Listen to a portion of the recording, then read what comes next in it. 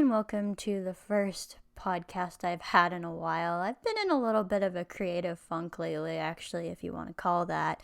Maybe it's not so much a creative funk, it's just a side effect of whatever is happening to myself. But anyways, I'm not going to get into meditation stuff in this one, but just know that it has to do with meditation.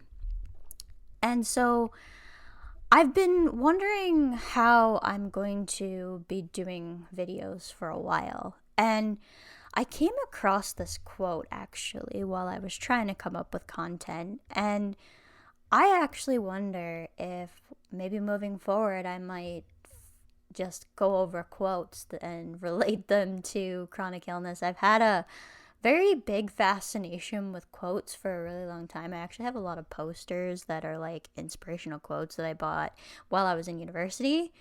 But I found this one particular quote because not only does it have to do with having chronic illness, but it has to do with my journey right now too. The quote that I want to cover today is, sometimes you have to let go of the picture of what you thought life would be like and learn to find joy in the story you are actually living. This is by Rachel Marie Martin. This quote I found actually on a website that I use sometimes because people like to ask their questions that I don't think of and all of that on this website. It's called The Mighty, and it has a really good community if you're kind of looking for more community with chronic illness in particular. There's a bunch of different communities within that bubble. So I found this quote and it really spoke to me, not only on the chronic illness side of it, which it very much applies, but it also applies in the letting go that happens with non-duality. With chronic illness, when you're young, you have so many dreams of what you think you might want to do. Having a period of illness shakes this to the core.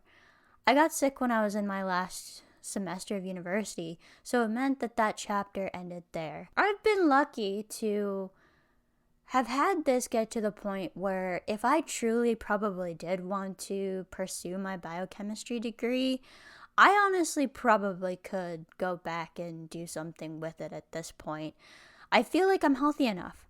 However, that being said, this may not be an option, and the reason why I say this is because it's one of the reasons why I've considered going into pharmacy technician schooling, but I think it would be a major hurdle, and that is where I'm currently working, this medication is 100% covered, and if I was to quit working enough hours a week, it would mean I would lose my insurance and therefore no longer be able to afford the medication. In a way, I still think this is true, that pursuing any further education at this point, number one, I'm not interested in it, but number two, I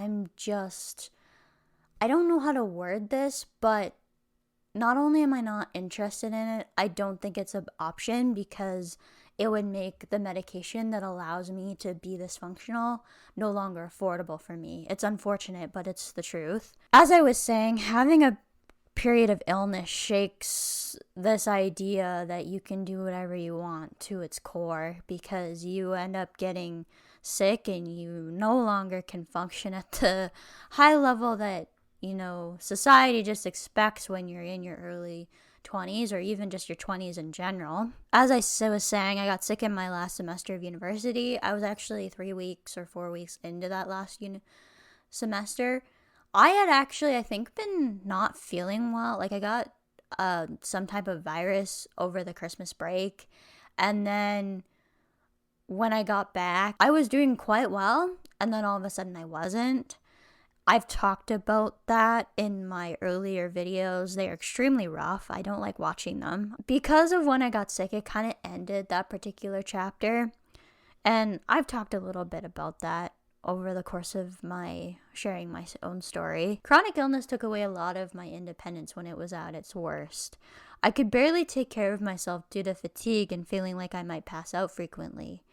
I still have periods of vertigo and dizziness, often as a warning sign of an incoming migraine. For me now, the things that continue to affect me are things like fatigue, pain, vertigo and dizziness. Those are kind of the main symptoms that I often have. There's sometimes light sensitivity, sometimes changes in vision depending on what type of migraine I might be getting and the severity of the migraine. But overall, those general symptoms that I deal with every day are the fatigue, dizziness, vertigo, especially if I happen to accidentally bend over, or kind of those, chronic pain type things. So, there's things that slow me down, but are not to the point where they're completely affecting me. Chronic illness also means that your body just doesn't have the energy it used to, and you can't get away with doing as much as you once did.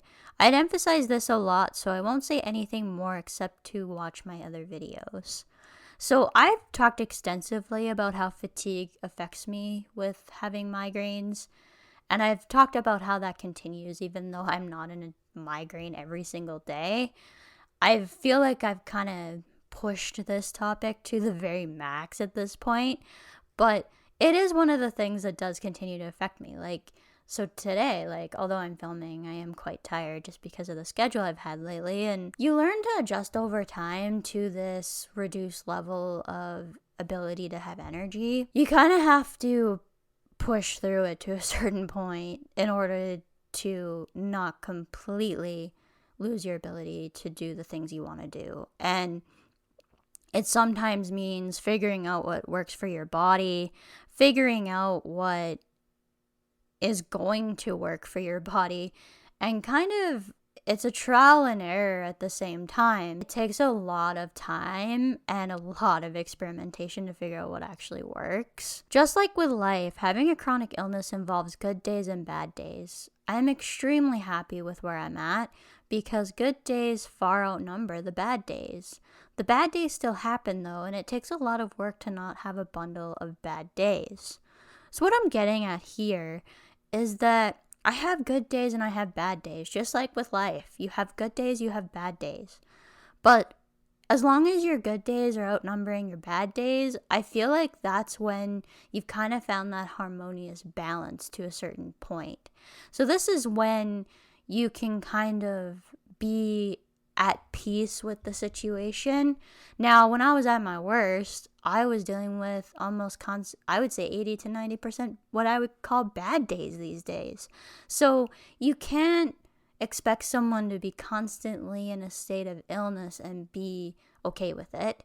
Now, that being said, you can't expect something that doesn't have 100% of a cure to mean that you never have another bad day with that illness again. I think that's where it becomes kind of unfair. People just never want to deal with the symptoms again, and you're not cured, so you're still gonna have symptoms, but it's how many good days versus bad days are you having, and that's where the Aimovig has pushed me from I'm having this many bad days to this many good days, and now the good days are outweighing those bad days, which is all I ever wanted. Not to mention the fact that I can now do and have the routine that I wanted to when I was also at my worst. So that's really important too. Like I said, the bad days still do happen though, and it does take a lot of work to not have a bundle of bad days. I work on my lifestyle factors. I do my meditation. I make sure I'm trying to eat as healthy as I can. I have to maintain my weight, which means often saying no to some of the things that other people can say yes to because they're not as concerned about it. You're not going to have 100% good days. That's not true with chronic illness. That is not true with life. It's not fair to expect that. Many people don't realize this, but chronic illness involves a grieving process. I have talked about this before, but to summarize it, you will grieve what you have lost while hopefully finding acceptance along the way. Letting go of that picture of what you thought life would be like and then accepting where you are now is exactly the process you go through as you go through this grieving process with chronic illness. And you will go through every single step of the grieving process: denial, anger, loss, sadness. And then when you've come to accept where you are, finally acceptance. And that acceptance may be like losing a close thing in your life.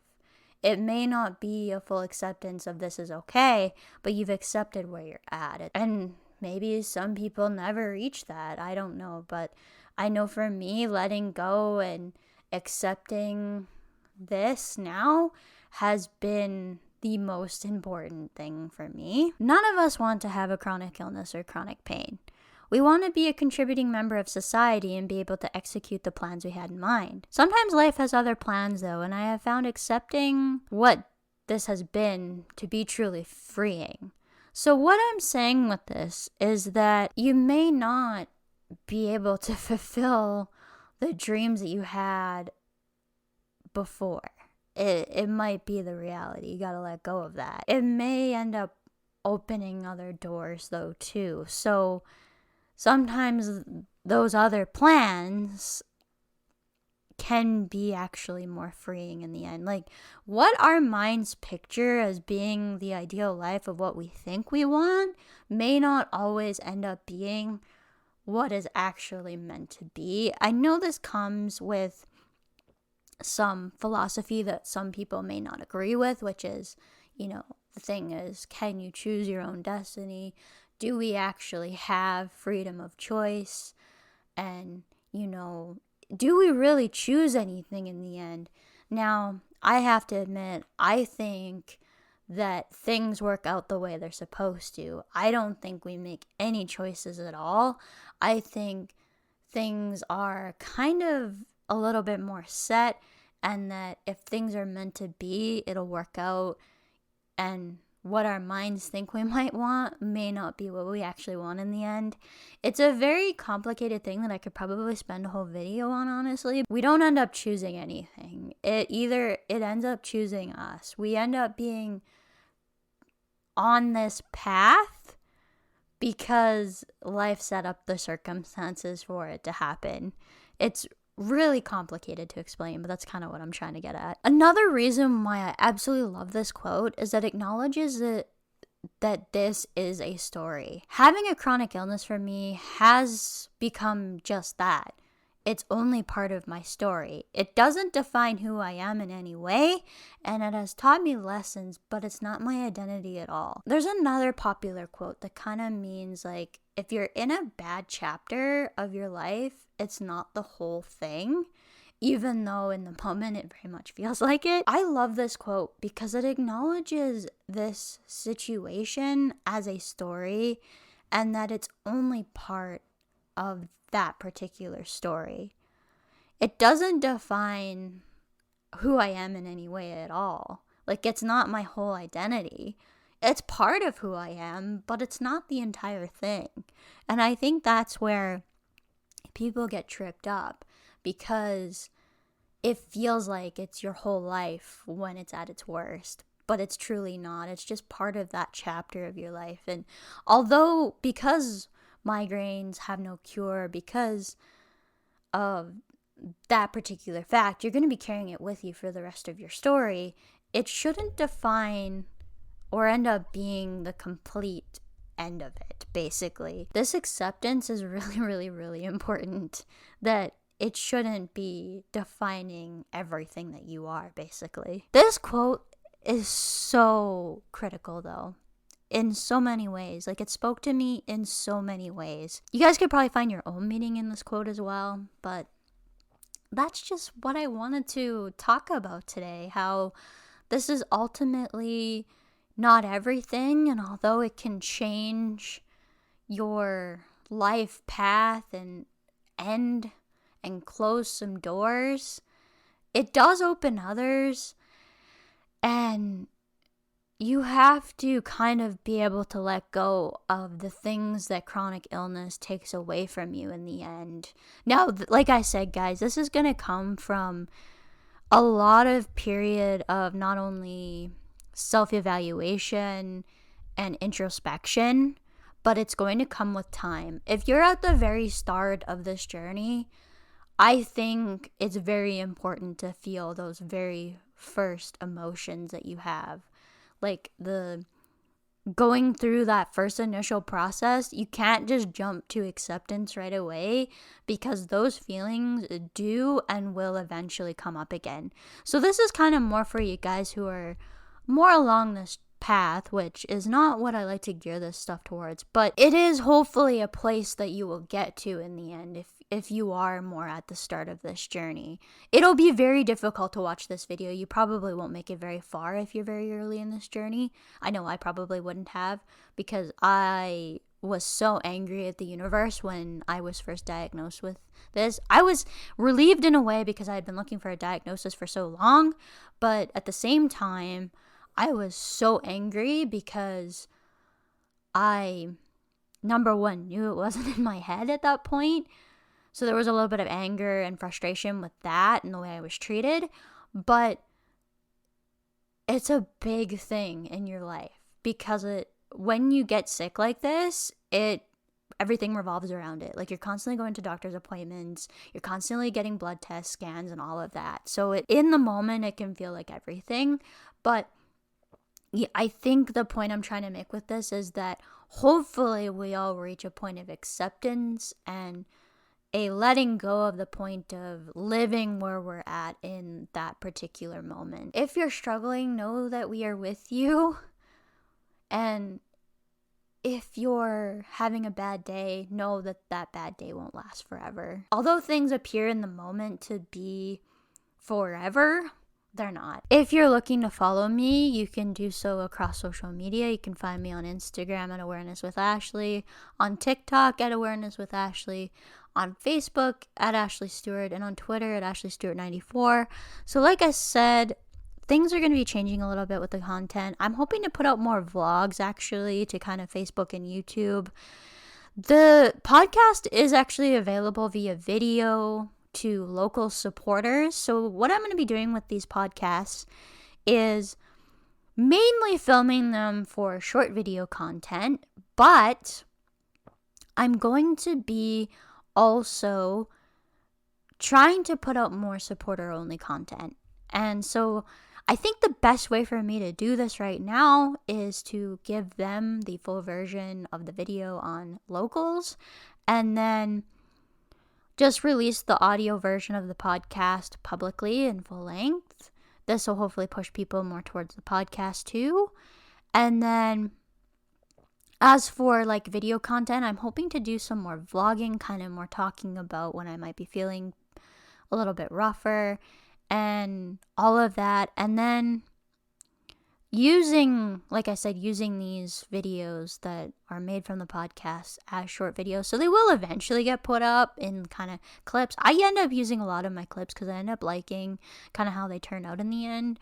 And I release short videos every single day, so I go through my short videos actually quite fast, but I'm really far behind because of the amount of podcast material that I have, so this probably won't be up for quite a while, but we'll see. Again, if you're wanting to support me and get these videos in the full video version, you can follow me on locals. That being said, I don't really know how to use this because YouTube has a new thing that you can actually release podcasts so that it streams on YouTube Music. And so if I do that though, then I'm releasing the full video version to YouTube as well. So maybe what I might do actually is end up releasing it for only local supporters and then YouTube for now, but I haven't quite decided that. So we'll see moving forward. But thanks for joining me for this week's podcast, and I hope you enjoyed it.